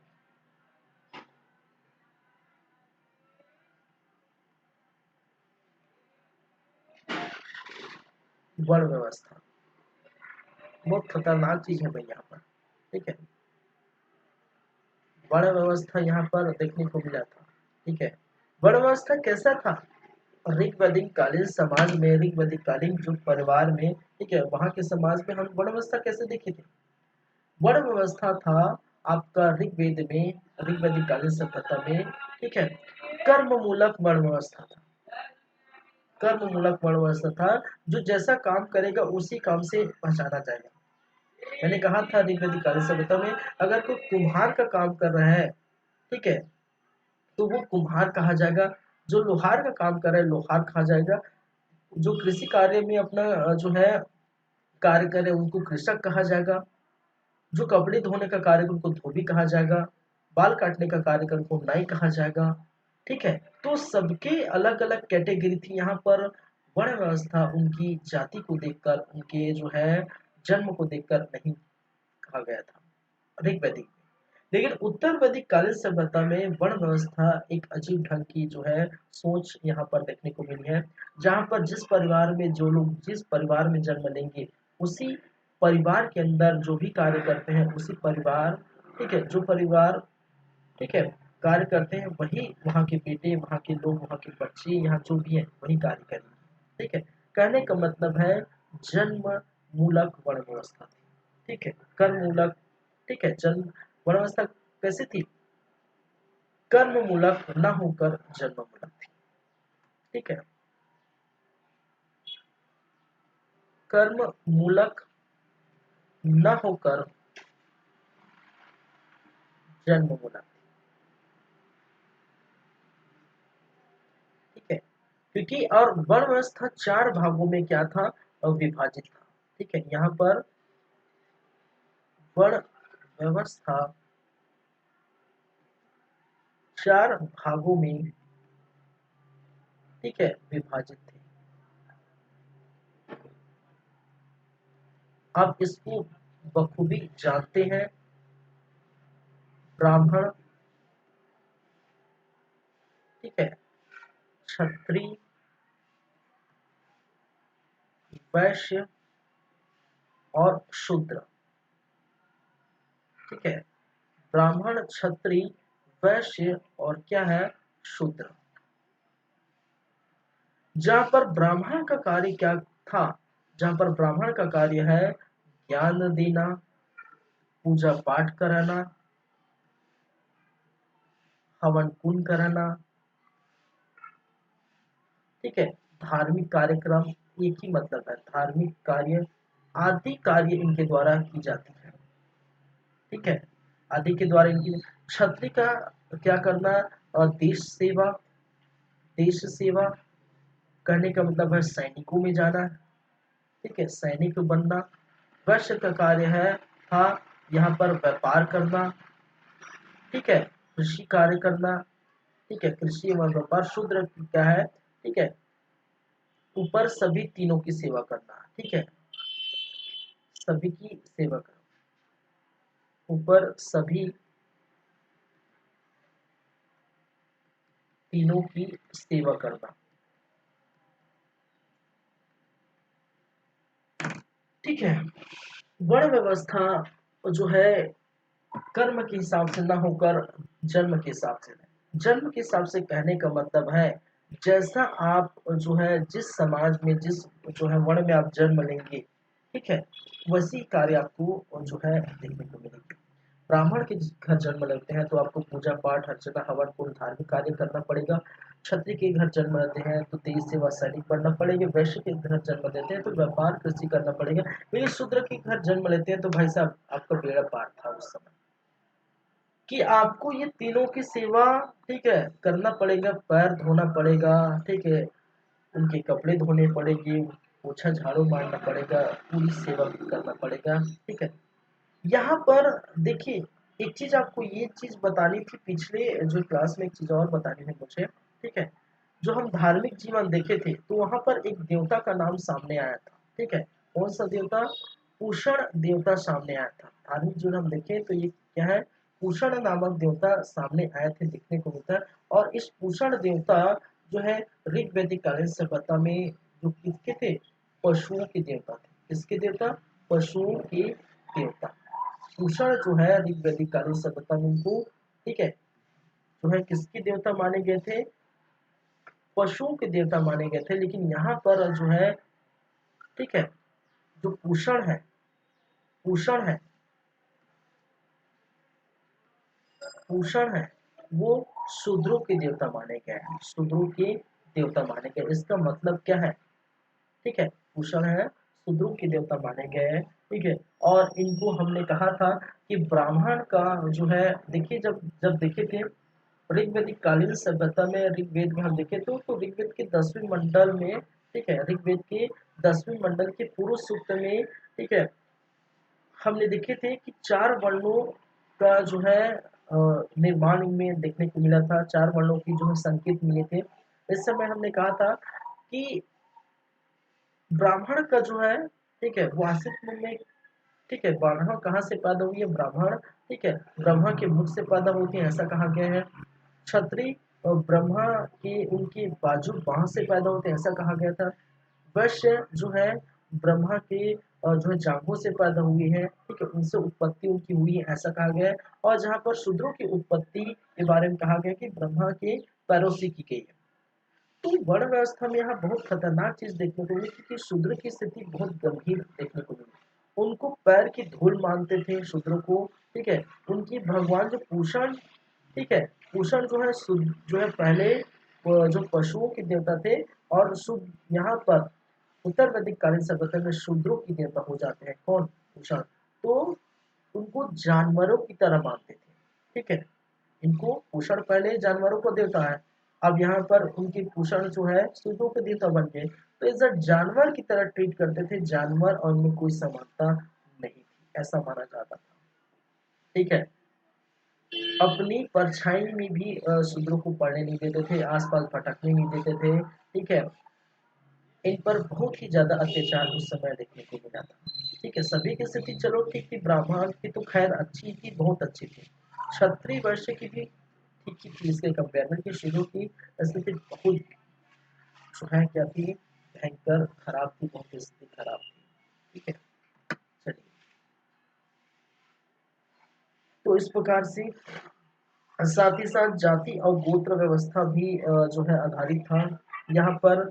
उस समय हम देखे थे कि अगर महिलाएं, अगर कोई स्त्री या कोई जो है जो लड़की ये चाहती है कि वो किसी से शादी करे, तो उनके परिवार वाले मने नहीं करते कि जाओ यार जाओ, ठीक है, आप जो जिसको पसंद करते हैं वो शादी कर लो।